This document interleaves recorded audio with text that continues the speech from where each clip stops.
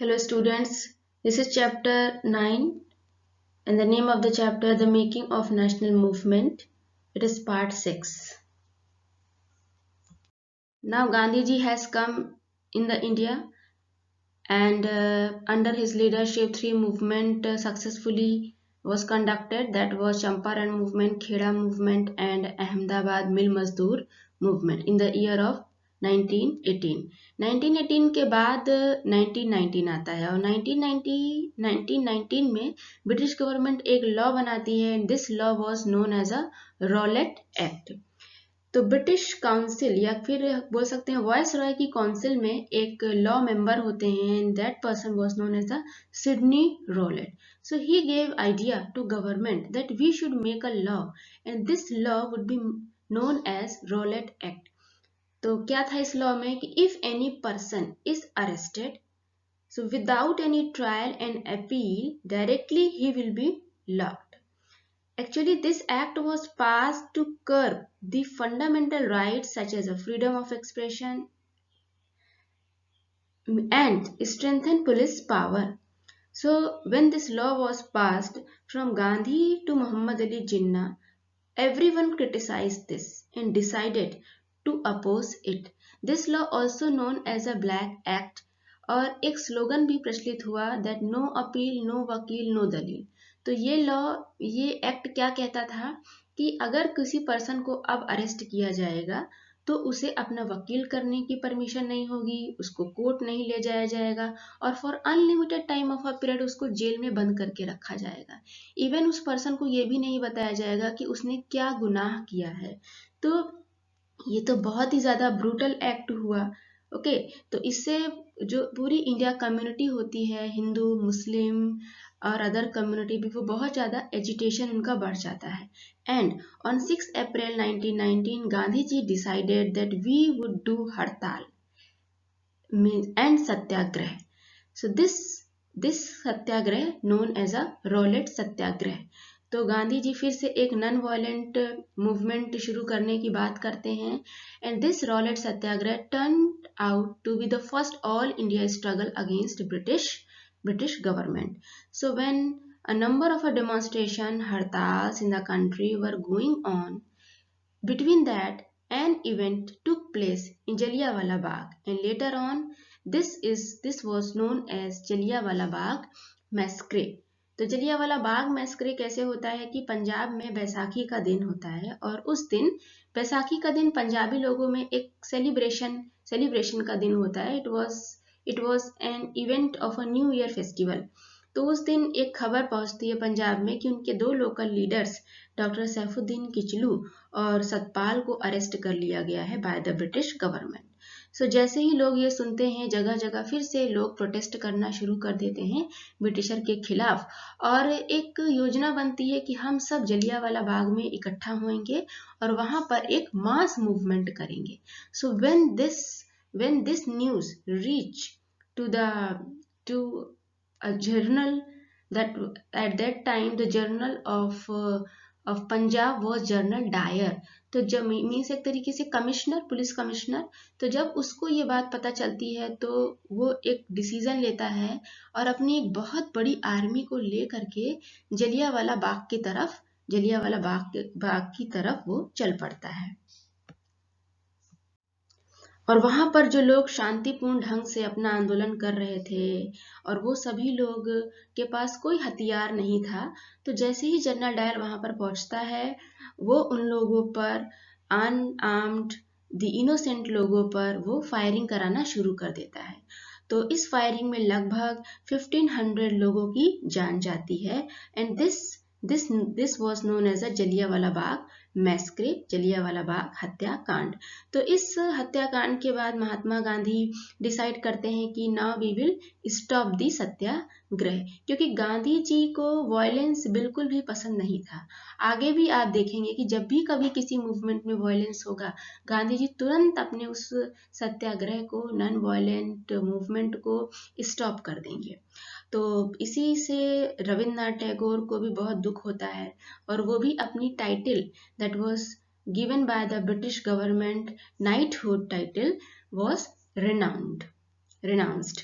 So in this Rowlatt Satyagraha, Hindu Muslim fought against British government in united way.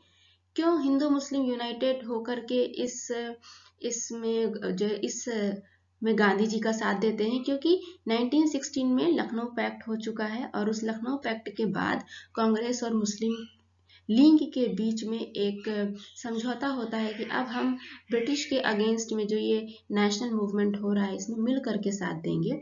तो जलियांवाला बाग मैस्करे के बाद और ये रॉलेट एक्ट पास होने के बाद दोनों कम्युनिटी के बीच में एक यूनिटी इस्टेब्लिश होती है और वो लोग मिल करके इस आंदोलन में पार्टिसिपेट करते हैं।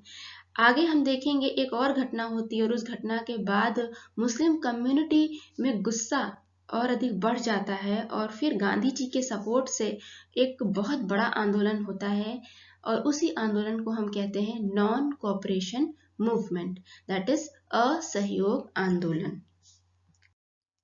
सो खिलाफत movement, as you know that in the year of 1919 the first world war finished.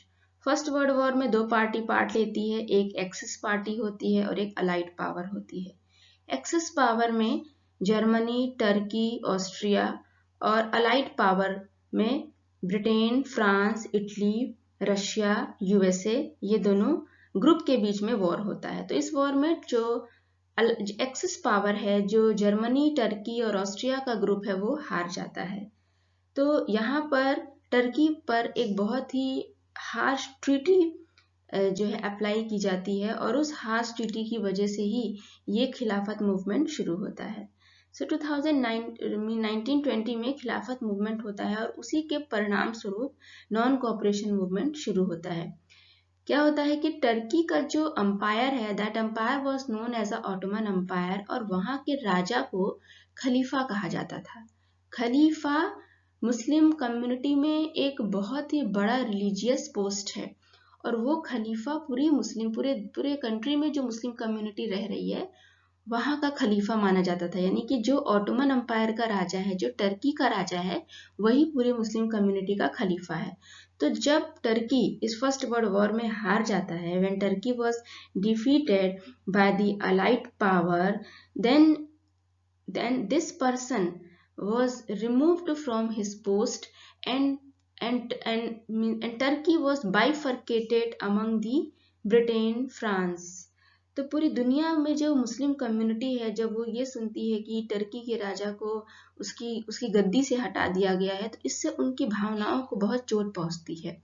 क्योंकि भारत के मुसलमान भी उसे ही, टर्की के ही राजा को अपना राजा मानते थे। क्यों? क्योंकि 1857 के वॉर के बाद भारत में मुस्लिम्स के कोई भी लीडर नहीं बचते हैं, because 1857 the last Mughal emperor was Bahadur Shah Zafar and he was sent to Rangoon. So then after there was no leader who guided to Muslim community in India। तो भारत के मुसलमान भी खलीफा के ही राजा को अपना राजा मान रहे थे। तो when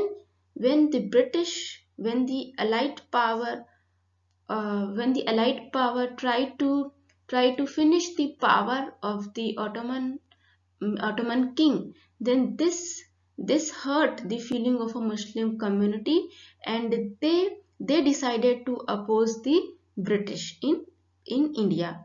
So in 1920 the British imposed a very harsh treaty on the Turkish Sultan or Khalifa। So people were infuriated about this।